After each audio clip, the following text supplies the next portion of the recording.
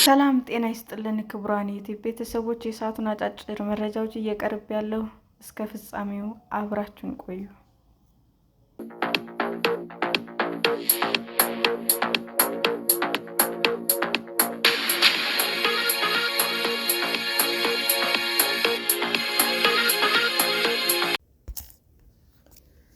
የባህር ዳር ጫት ከገበያ ሊጠፋ ነው። ከባህር ዳር 25 ኪሎ ሜትር ርቃ በምትገኘው ዜጌ ነዋሪ የሆነው ሙላቱ ኢብራሂም ለ12 ዓመታት የመከላከያ ሰራዊት አባል ሆኖ አገሩን ሲያገለግል ቆይቷል። ከ1991 እስከ 2003 ዓ.ም ድረስ። ከዚያ በኋላ ማረሻና ሞፈር ይዞ እርሻ ላይ በመሰማራት ሌላኛውን የህይወት ምዕራፍ ጀመረ። ጫት ማምረት ደግሞ ቀዳሚ ስራው ሆነ። ካለው ኢኮኖሚያዊ ጠቀሜታና ሌሎች ሲሰሩት መመልከት ከሌሎች የግብርና ዘርፎች ይልቅ ወደ ጫት እንዲያዘነብል አድርጎታል። ከውትድርና ስመጣ ህብረተሰቡ ጫት ነበር የሚተክለው፣ እኔም ከዚህ በኋላ ነበር ወደ ጫት ማምረት የገባሁት ሲል ያስታውሳል። ባለፉት ዓመታት ጫት እያመረተ ቢቆይም ያሰበውን ያህል ውጤታማ መሆን ግን አልቻለም። የስራው አድካሚነት፣ ኢኮኖሚያዊ ጠቀሜታ ከጊዜ ወደ ጊዜ እየቀነሰ መሄድ እንዲሁም በህብረተሰቡ ዘንድ የጫት ሱስ መስፋፋቱ ሌሎች አማራጮችን እንዲያይ ግድ አለው። ጓሮውን ጨምሮ ሁሉንም አካባቢ በጫት የተሸፈነ ነው። ሌላ የተተከለ ነገር የለም። ጫት ተሸጦም ለህብረተሰቡ የሚሰጠው አገልግሎት የለም፣ ከኩሱ ባለፈ ማለት ነው። ከጫት የሚገኘው ገንዘብ ጎጂ ባይሆንም አዋጭ አይደለም። ሆኖም ጫት ማምረት ላይ ከተሰማራ ሌላ ለመስራት ያስቸግራል። ሁሌም ተከታተሉኝ ይላል ሲል ሙላቱ ያስረዳል። በአካባቢው በግብርና ስራ ከተሰማሩት አንዱ የሆነው ኡመር አልቃድርም በዚህ ሀሳብ ይስማማል። ከቤተሰቦቹ ባገኘው ማሳ ላይ ጫት በማምረት ወደ ግብርና እንዲገባ በመጥቀስ ለ8 ወይም ለ10 ዓመታት አካባቢ ጫት ለማምረት ደክሟል። ጫት ብዙ ዋጋ የለውም። ታገኛለህ፣ ሰራተኛ ላይ ታወጣለህ፣ ብዙ ልፋትና ወጪ አለው፣ ትል የሚበላው አለ። ሌላ ስራ መስራት አይቻልም፣ ልፋት ብቻ ነው። ወጣቱም ወደዚህ ሱስ ገብቷል ይላል። ጫትን በሙዝ አሁን ግን ሙላቱ እና ኡመር የመሳሰሉ ጫት የሚያመርቱ ሰዎች ፊታቸውን ወደ ሌሎች ምርቶች እያዞሩ ነው። በባህር ዳር ከተማ አስተዳደር የግብርና መምሪያ የዜጌ 01 ቀበሌ የግብርና ጽሕፈት ቤት አስተባባሪ የሆኑት አቶ አድማሱ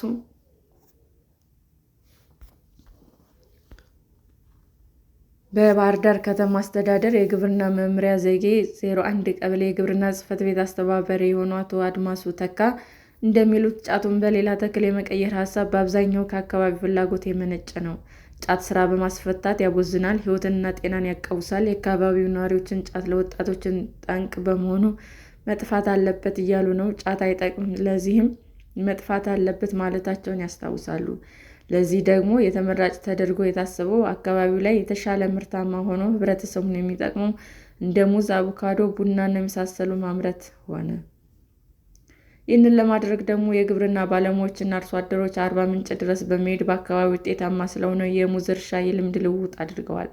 አርባ ምንጭ ድረስ አርሶ አደሮች ጭምር ይዘን ሄደን ነበር። የሙዝ ምርቱ በጣም የተለየ ነው። መኪናና የገበያ ምርቱን ለገበያ ያቀርባል የሚሉት አቶ አድማሱ ተካ ይህንን በአርአያነት በመከተል በአካባቢያቸው ተግባራዊ ለማድረግ እንደወሰኑም ይናገራሉ። በዘጌ 01 ቀበሌ በርካታ አርሶ አደሮች በጫት ተሸፍነው የነበሩ ማሳዎቻቸውን ሱስ ከሚያስይዝ ወደ ሚጠቅም ተክል በመቀየር ላይ ናቸው። አሁን ሙዝ አድጎ ለፍሬ ሲያፈራ ጫቱን በማስወገድ ከሙዝ በመጠቀም ላይ ናቸው። አርባ ምንጭ ሄደው እንደተመለከቱ ማሳቸው ድረስ መኪና ገብቶ ምርታቸውን ለገበያ የሚቀርብበት መንገድ እየፈለጉ ነው። እኛም ማሳ አፍርቶ 2 ጎጥ ሙሉ ሙዝ ሆኖ በመኪና በመጫን አርሶ አደሩን ተጠቃሚ እንዲሆን ነው የምንፈልገው። ጫት ለልጅ ማታለያ አይሆንም፣ ሙዝ ግን ለሰውነትም ገንቢ ነው ይላሉ አቶ አድማሱ። ጫትን ቀስ በቀስ ማስወጣት። አቶ ሙላቱ ኢብራሂም በባህር ዳር ከተማ አስተዳደር ግብርና መምሪያ የአትክልትና ፍራፍሬ ባለሙያ ናቸው። የጫት ማሳን በአትክልትና ፍራፍሬ የመቀየር ስራ በሁለት መንገድ እየተሰራ ነው ይላሉ። አንደኛው የጫት ማሳ ሌላኛው ሙሉ ለሙሉ ወደዛ ሳይገቡ ወደ ሌሎች አትክልትና ፍራፍሬዎች እንዲያመሩ ማድረግ ነው። ሁለተኛ የተተከሉትን ደግሞ ከጫት ወጥተው አትክልትና ፍራፍሬ እንዲያመርቱ ለማድረግ ነው። ለዚህ ደግሞ ስልጠና ይሰጣል ይላሉ አቶ አድማሱ። እንደሚሉት ጫትን በጊዜ ሂደት ወደ ሙዝ መቀየር ጥረት እየተደረገ ነው። ለዚህም መጀመሪያ ጫቱን ሙሉ ለሙሉ ሳያጠፉ አልፎ አልፎ ሙዝ እንዲተክሉ በማድረግ ቀስ በቀስ ለውጡ እየተደረገ ነው። በዚህ ዘዴ ወደ ስራው የሚገቡ አርሶ አደሮች ቁጥርም ከጊዜ ወደ ጊዜ እየጨመረ ይገኛል። ይህንን ከሞከርን 1 ዓመት ሊሆነን ነው የሚሉት አቶ አድማሱ 7 አርሶ አደሮች ሙሉ ለሙሉ ጫት አጥፍተው በሙዝ ተክተዋል። በርካቶች ደግሞ ጫት መሃል ሙዝ እየተከሉ አሉ። ወደፊት ጫት ይጠፋና ሙዝ ቦታውን ይይዛል። ሌሎች ደግሞ ሙዝን በጫት ተክል መሃል የተከሉ ሲሆን ከ2 ዓመት በኋላ አየር ንብረቱ ስለሚመች ሙሉ ለሙሉ በሙዝ የሚተካ ይሆናል። በዚህ ሂደት ጫት ለሙዝ ቦታ እየለቀቀ ይሄዳል ይላሉ። ጫቱ ሙሉ በሙሉ ባይጠፋም ከፍተኛ ለውጥ በአካባቢው እየታየ መሆኑን በመጥቀስ በቀበሌው ከ5 እስከ 6 ሄክታር የሚሆን የጫት ማሳ ነበር። ከ2 እስከ 3 ሄክታር የሚሆነው አሁን ከጫት ነፃ ሆኖ ሙዝ ብቻ ለምቶበታል ሲሉም አቶ አድማሱ ያስረዳሉ። የሙዝ ገቢ ከጫት ይበልጣል? ጫት በሙዝ ተክል በመቀየራቸው ሙላቱና እሱን የመሰሉ አርሶ አደሮች የተለያየ ጥቅም በማግኘት ላይ እንደሆኑ ይጠቅሳሉ። አሁን ምርት እያገኙ ለገበያ እያቀረብን ነው፣ ምርቱም ጥሩ ነው ይላሉ ሙላቱ። ኡመርም በበኩሉ ወደ ስራ ከገባን 2 ዓመት ሆነን፣ ለማልማትም 1 ዓመት ፈጀብን። በሁለተኛው ዓመት አፍርቷል። አሁን ጥሩ ነው፣ ለህብረተሰቡ እዚሁ እናቀርባለን። ሙዝ ከጸደቀና ካደገ በኋላ አልፎ አልፎ መንከባከብ እንጂ አድካሚ አይደለም ይላሉ። ብዙዎች ከጫት የሚያገኘውን ገቢ ከፍተኛ መሆኑን በመጥቀስ ወደ ስራው እንደሚገቡ ቢጠቅሱም እነ ሙላቱ ግን ከሙዝም ጥሩ ገቢ ማግኘትን እንደሚቻል ይናገራሉ። ከጫት አንጻር በየሳምንቱ ወይም 2 ሳምንት የተወሰነ የምታገኘው ነገር አለ። ወጪውም በዚያው ልክ ነው። ሆኖም ግን ሙዝ ሁሉም አፍርቷል። ተረካቢ ስናገኝ ቆንጆ ገቢ አለው። እስካሁን እዚሁ እየሸጥን ነው። የበለጠ ገበያ ቢኖር ደግሞ አዋጭ ነው በማለት የሙዝ ምርት ስራውን ስለማይበዛ ሌላ ነገርም ለመስራት እድል እንደሚሰጥ ሙላቱ ይገልጻል። ኡመር አልቃድር በበኩሉ እዚህ አካባቢ የገበያ ትስስር አልተፈጠረም። ሙዝ በኪሎ ባህር ዳር ላይ 30 እና 40 ብር ሆኖ እዚሁ ከ20 እስከ 25 ብር እንሸጣለን። ትስስር ከተፈጠረ እኛም እንጠቀማለን፣ ሰውም ከኛ ልምድ ይወስዳል ሲልም የገበያ እድሉ ከተሻሻለ የሚገኘውን ገቢ እንደሚጨምር ያምናል። ከሙዝ ምርት ባሻገር የሙዝ ችግኝ ማዘጋጀቱም ሌላ የገቢ እድል እንደሚፈጥር አቶ አድማሱ ይናገራሉ።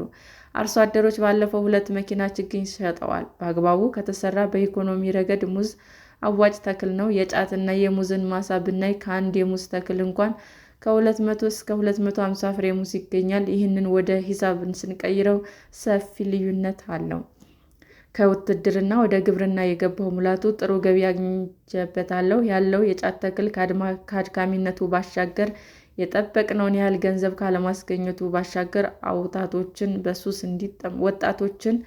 በሱስ እንዲጠመዱ ምክንያት መሆኑ ስላሳሰበው ፊቱን ወደ ሙዝ ምርት በማዞር በአካባቢው ላይ አርሶ አደሮች አርአያ ለመሆን እየተጋ ነው።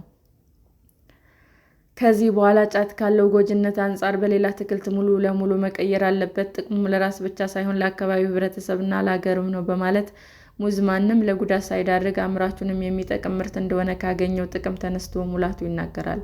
የጫት ማሳዬን ወደ ሙዝ መቀየሬ የተሻለ ነገር ለማግኘት አስችሎኛል። ጫት በብዙ ስራን የሚጠይቅና አድካሚ ነው። ሙዝ ግን ስራው ቀለል ያለ ስለሆነ ሌላ ስራን ለመስራት እድል ይሰጣል ሲል ያገኘውን ጠቀሜታን በመጥቀስ ያጠቃልላል።